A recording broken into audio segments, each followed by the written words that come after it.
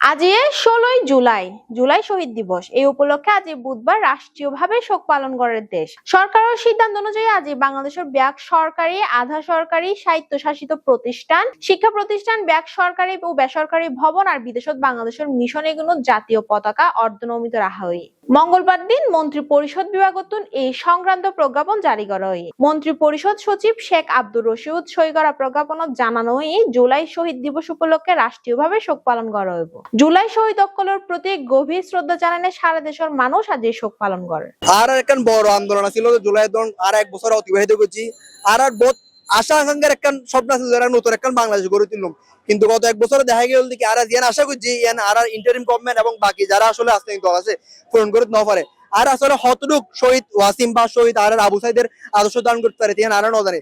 তার আশা করি আর সময় এই জুলাই আন্দোলন ইয়ানের যে একটা রাজনৈতিক আর আকাঙ্ক্ষা রাজনৈতিক একটা ভবিষ্যৎ ইয়ান যাতে গরিবাল্লাই ব্যাগে কুত্তারা হাম করতে পারে ইয়ান আর আশা। আর বাড়িও ওয়াসিমের বাড়ির পাশে সেম ইউনিয়নের আরা ওয়াসিম মারা যাওয়ার এক বছর পরও মানে আরা জিয়ান আশা করছিলাম তরুণ প্রজন্ম যে আসলে রাজপথের নাম মিল আশায় মানে আর এখনো সম্পূর্ণ ফুলফিল নয়।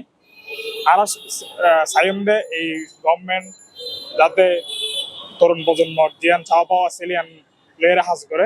আর শহীদ ওয়াসিমের পাশাপাশি আরো যারা আবু সাইদ আরো যারা যারা জুলাই বিপ্লব আহত নিহত হয়ে আর ওনারা শ্রদ্ধা করে স্মরণ করছে আর সারা জীবন মনে রাখবে। আজকের দিন আসলে স্মরণীয় বেশি, কারণ এই দিনের মধ্যে ওয়াসিম সহ আবু সাইদরা মারা গিয়ে দেখবে বাংলাদেশের নতুন একখান দিন শুরু বাংলাদেশের একটা নতুন জীবন দান করার মতো এই যেখান বাংলাদেশে আসলে দীর্ঘদিন ধরে একটা পরাধীন মতো আসছে। ইয়ান আসলে বাংলাদেশের মানুষের নতুন বাবা জাগে তুলের মতো স্মরণীয় দিন ইয়ান আসলে আর বলির মতো নয়। জুলাই আন্দোলন যারা এই উদ্যোগ নিয়ে যে আনন্দ বা পেয়ে যে জিনিসটা আপনার উদ্যোগ নিয়ে যে ছাত্রছাত্রীরা যে শহীদ হয়েছে তাদের জন্য আমি দোয়া কামনা করি, এবং বিশেষ করে যে যারা হত্যা করলো এবং নিহত হয়েছে এবং যারা যে সুষ্ঠুভাবে বিচারটা পায় এবং তারা আত্মা মাতৃকার শান্তি পায়। আন্দোলন তো অভ্যুত্থানের প্রায় এক বছর, আজ শহীদ আবু সাইদর আজ আত্মত্যাগের প্রায় এক বছর। তো আসলে প্রাপ্তি অপ্রাপ্তির হিসাব অনেক কিছু আছে। আসলে যারা এই গণহত্যাকারী এবং যারা এই ফ্যাসিজম কায়েম করি বিগত 16 বছর ধরে এটার আসলে সুষ্ঠু বিচার ওই কিনা, এবং তারা আসলে এখনো পর্যন্ত আরা দেহিতে নানা ধরনের ষড়যন্ত্র করি যার এর সুষ্ঠু বিচার আরা প্রত্যাশা করি, এবং যারা আত্মত্যাগ করি তারা মাগফিরাত কামনা করি।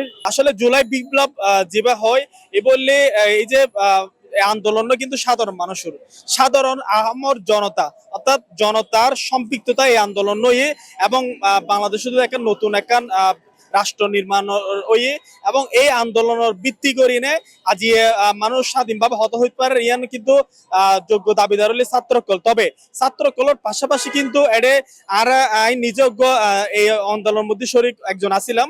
আই দেখি এই যে সাধারণ কৃষক জনতা শুরু করে শ্রমিক এবং কি ছোট ছোট বাচ্চা সকল যারা আছে তারাও কিন্তু এই আন্দোলনের মধ্যে সম্পৃক্ত হয়ে এবং অনেকের হাত নেই, অনেকের পা নেই এবং বিভিন্নভাবে ইয়ানোর মধ্যে ক্ষতিগ্রস্ত হয়ে আজি চট্টগ্রামের প্রথম শহীদ ওয়াসিম আকরামের এই চট্টগ্রাম তুন তার শহীদ হইবে তার কিছুক্ষণ আগে ওই স্ট্যাটাসকে দিয়ে চলে আসুন 16 শহর।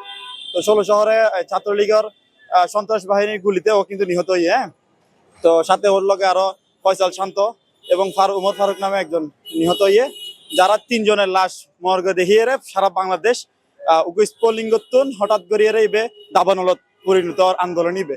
তো এই ধরনের এই দিবস এই দিনই বেড়ে ওকে সবাই ওকে শোকর মাতম সৃষ্টি হইয়ে এই দিনত গত বছরের।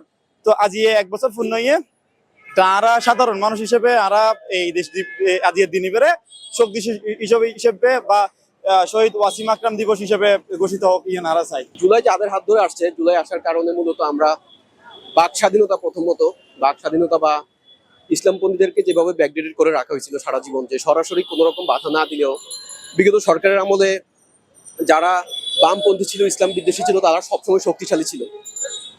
তো এই জিনিসটা কেটে গেছে, আমরা অনেকটা দেখেছি যে এই জিনিসটা অনেকাংশেই কাটছে জুলাইটা আসার পর। তো এটা আসার পিছনে যাদের অবদান তাদের যদি নিয়ত একমাত্র আল্লাহকে রাজি খুশি করার উদ্দেশ্য থাকে, ইনশাআল্লাহ তারা সবাই শহীদ এবং জান্নাতি।